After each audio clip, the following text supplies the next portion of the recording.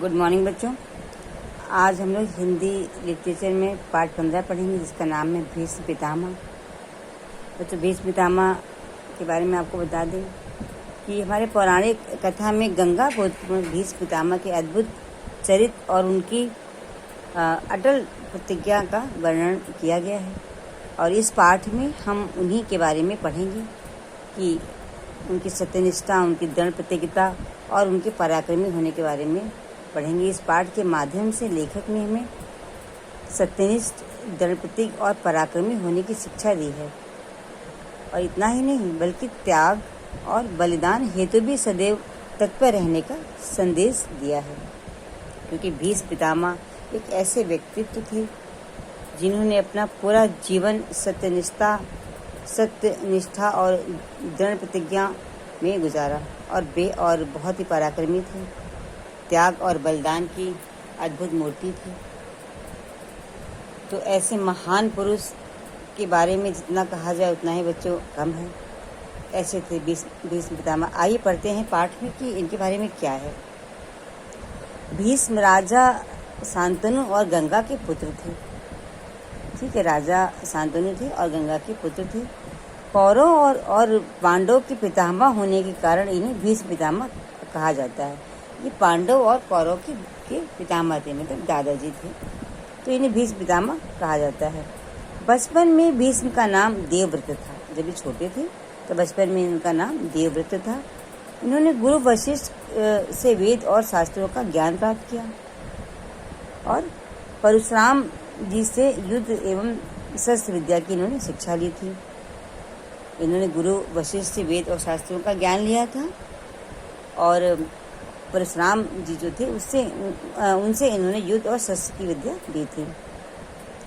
इस प्रकार ये शास्त्र और शस्त्र दोनों में ही विद्याओं में पारंगत थे। पारंगत का अर्थ होता है बच्चों निपुण थे। दोनों विद्या में ही निपुण थे। एक बार की बात है कि महाराज शांतनु शिकार करते करते यमुना नदी के तट पर पहुंच गए। बहुत पहले की बात है एक बार कि इनके जो पिता थे, जिनका नाम था महाराजा शांतनु, वो शिकार खेलने के लिए यमुना नदी के किनारे पर पहुंचे। तो वहां पर उन्होंने एक परम सुंदरी कन्या को देखा। जब ये शिकार खेलने यमुना नदी के तट पर गए तो वहाँ उन्होंने एक बहुत सुंदर सी कन्या को देखा।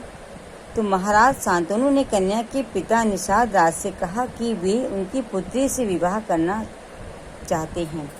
जब उन्होंने वहाँ उस कन्या को देखा, सुंदर कन्या को देखा, तो उन्हें वो कन्या बहुत अच्छी लगी। तो इसके लिए उन्होंने उनके जो पिता थे कन्या के, जिनका नाम था निषाद राज, उनसे इन्होंने विवाह का प्रस्ताव के लिए कहा कि मैं आपकी पुत्री से विवाह करना चाहता हूँ।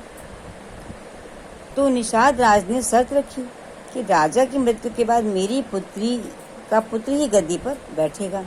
राजा ने उनसे कहा कि मतलब जो निषाद राज के जो पिता थे कि विवाह मैं एक ही शर्त पर करूँगा, जब राजा की मृत्यु के बाद मेरी पुत्री का जो पुत्र होगा वो बैठेगा गद्दी पर, देवव्रत नहीं।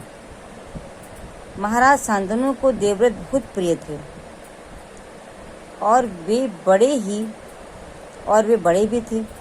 अब महाराज शांतनु के बेटे थे देवव्रत और वो उन्हें बहुत प्रिय थे।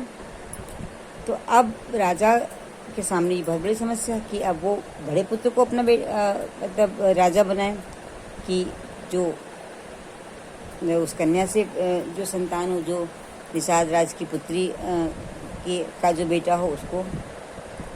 तो उन्होंने जो क्या किया कि उन्होंने निषाद राज की शर्त स्वीकार नहीं की, मतलब क्योंकि वो इनको नहीं पसंद था कि वो अपने बड़े बेटे भीष्म में देवव्रत को ना राजा बना करके इनको बनाए।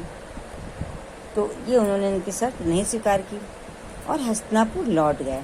लेकिन महाराज की दशा शोचनीय होती गई। उन्होंने उनकी शर्त को तो नहीं माना और हस्तिनापुर लौट गए। हस्तिनापुर बच्चे उनका राज था, जहाँ के वो राजा थे। लेकिन वो उस कन्या पर इतना आसक्त हो गए थे कि मतलब उसकी याद में वो बहुत ही बार बार उसको सोचते, तो उनकी जो स्थिति थी वो खराब होती जा रही थी, सोचनी हो गई थी। तो देवव्रत ने पिता की चिंता का कारण का पता लगाया। जो देवव्रत थी उन्होंने पता लगाया कि पिता क्यों इतना बीमार